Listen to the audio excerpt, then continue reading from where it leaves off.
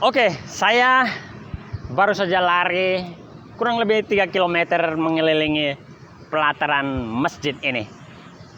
Masjid ini sangat indah ya. Nah, karena saya lari-lari di sini, terbersit dalam pikiran saya untuk membahas satu tema yang mengganggu saya sejak lama, yakni tema itu adalah animisme. Pertanyaannya, untuk tema yang ini, apakah orang-orang yang menganut animisme itu bisa masuk surga?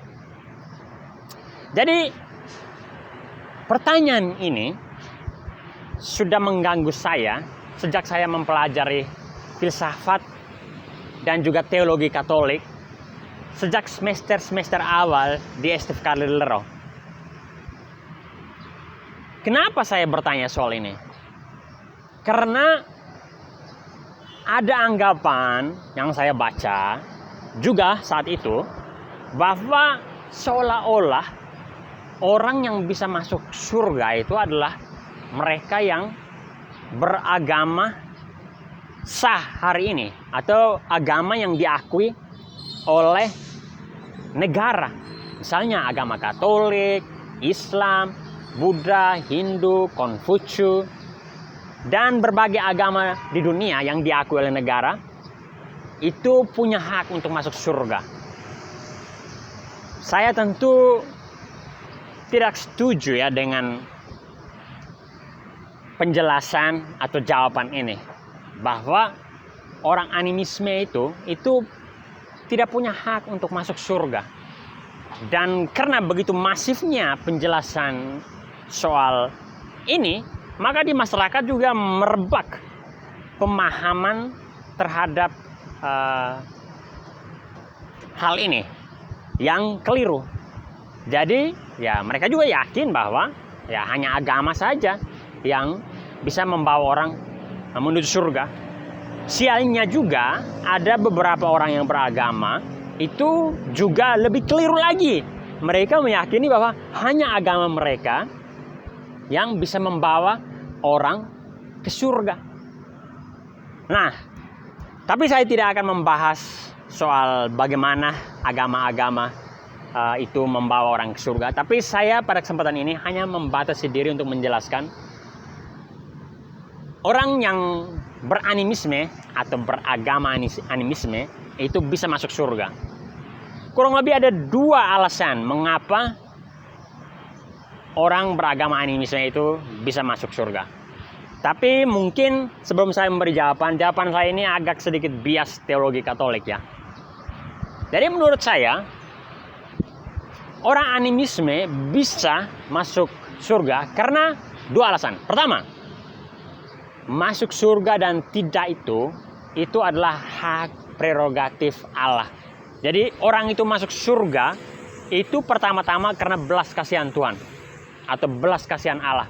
Nah, ini misalnya contoh ketika Yesus disalibkan bersama 2 penyamun atau penjahat. Di detik-detik akhir, penjahat besar atau penjahat paling jahat pada saat itu yang disalibkan bersama Yesus mengakui kesalahannya dan mengakui dan mengagumi kebesaran Allah yang hadir dalam diri Yesus. Yesus katakan kepada dia, detik ini juga Anda yang adalah penjahat besar, Anda sama-sama berada bersama saya di Firdaus. Firdaus yang dimaksudkan Yesus adalah surga. Jadi saya mengimprovisasi itu ya. Kata-kata yang lebih jelas dan tepat itu ada di kitab suci Katolik. Saya tidak menghafal itu. Yang kedua,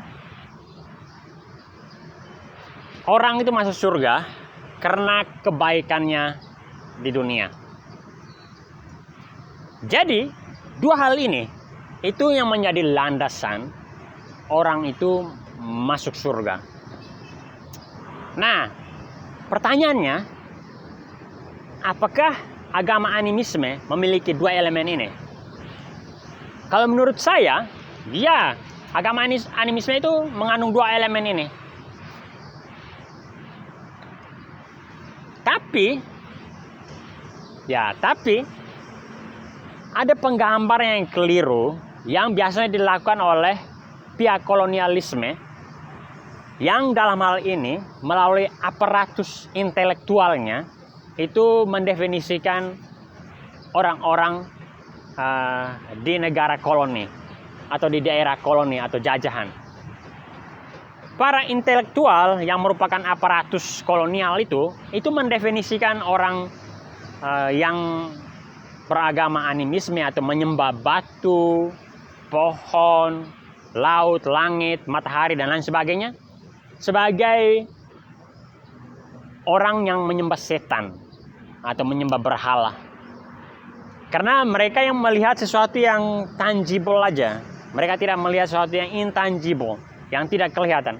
Padahal orang-orang di negara berkembang, apalagi orang-orang di dunia timur seperti Indonesia, kita atau nenek moyang kita dulu, ketika mereka berdoa pada batu, pohon besar, yang mereka sembah itu bukan batu, bukan pohon besar, tetapi sesuatu di luar itu. Sesuatu yang jauh lebih besar dari batu itu, yang disebut Supreme Being. Supreme Being ini nama lain dari Tuhan atau wujud tertinggi. Jadi, pihak kolonial melalui aparatus intelektualnya hanya melihat sesuatu yang tangible. Mereka tidak menjelaskan sesuatu yang intangible.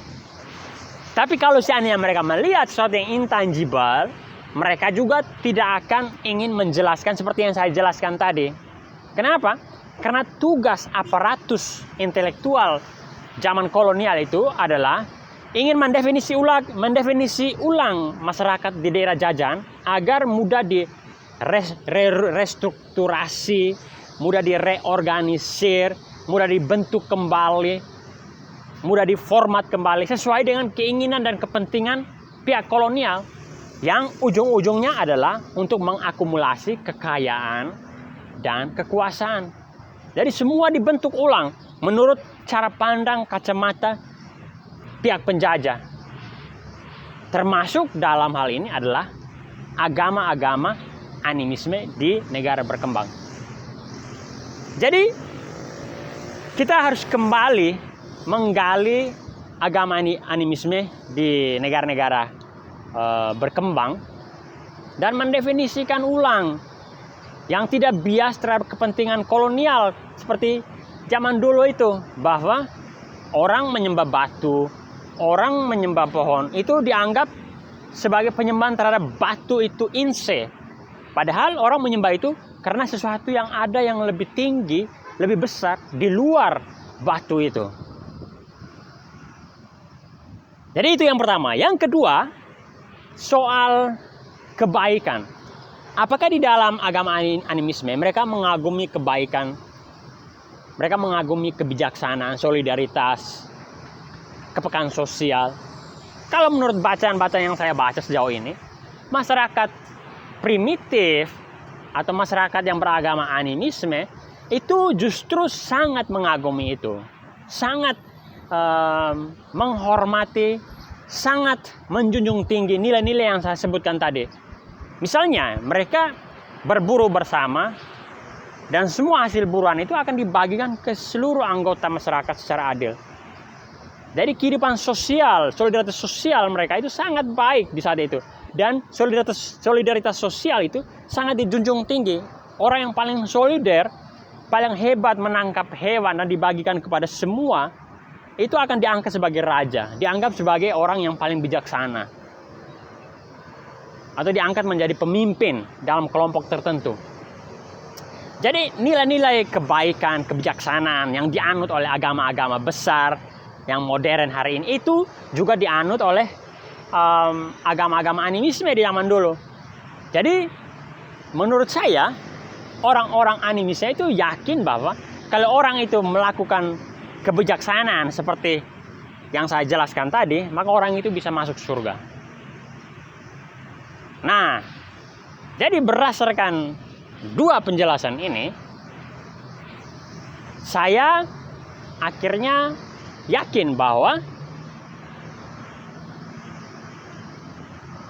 orang-orang yang beragama animisme itu bisa masuk surga. Dan kalau saya ingin menambahkan lagi, sebelum para misionaris datang ke daerah koloni seperti Indonesia, orang-orang di koloni itu sudah dibimbing oleh Allah. Orang-orang di koloni itu sudah dicerahkan oleh Allah. Dan ini saya dapat inspirasi dengan membaca buku yang ditulis oleh Eben Nubantimo, Pendeta Dr. Eben Nubantimo. Dia seorang pendeta sekaligus intelektual. Menurut dia, bukunya berjudul Sidik Jari Allah kalau tidak salah. Saya baca sudah lama sekali. Menurut dia, sebelum para misionaris datang ke NTT, karena dia meriset tentang NTT, menulis dalam konteks NTT, Allah sudah ada di NTT. Allah sudah berkarya di NTT. Yang dia buktikan melalui berbagai macam tata laku, tata cara, tata pakaian, dan tata budaya dalam masyarakat NTT. Bahwa tata laku, saling menghormati, menghargai antara perempuan dan laki-laki sudah ada di NTT. Itu membuktikan bahwa Allah sudah ada di sana sebelum misionaris datang. Soal tata pakaian atau tata busana, orang NTT sudah punya tenun yang di dalam tenun itu punya filosofi yang menggambarkan kebaikan, keindahan, kebijaksanaan. Ini membuktikan bahwa Allah sudah ada di NTT. Dan masih banyak pembuktian-pembuktian lain yang bersumber pada kebudayaan lokal orang NTT. Dengan pembuktian seperti ini, menurut Pendeta Dr. Eben Nubantimo, Allah sudah ada sebelum para misionaris datang ke NTT. Dengan kesimpulan ini, penjelasan saya yang panjang tadi, lalu juga didukung oleh riset akademis dari seorang pendeta sekaligus intelektual, maka saya semakin yakin, semakin sadar bahwa orang-orang beragama animisme bisa masuk surga. Dan dengan menjelaskan hal seperti ini, saya pada saat ini akhirnya bisa membela nenek moyang saya. Jadi nenek moyang saya di NTT, di Flores tepatnya, sebelum kedatangan misionaris Katolik ke Flores, mereka sudah mengenal Allah dalam kebudayaan mereka. Dan karena itu, mereka juga diselamatkan. Jika surga itu ada, mereka sekarang ada di surga menunggu kita semua yang berkehendak baik untuk ada bersama Tuhan Allah di surga. Saya kira itu saja penjelasan saya. Kita kembali ke vlog.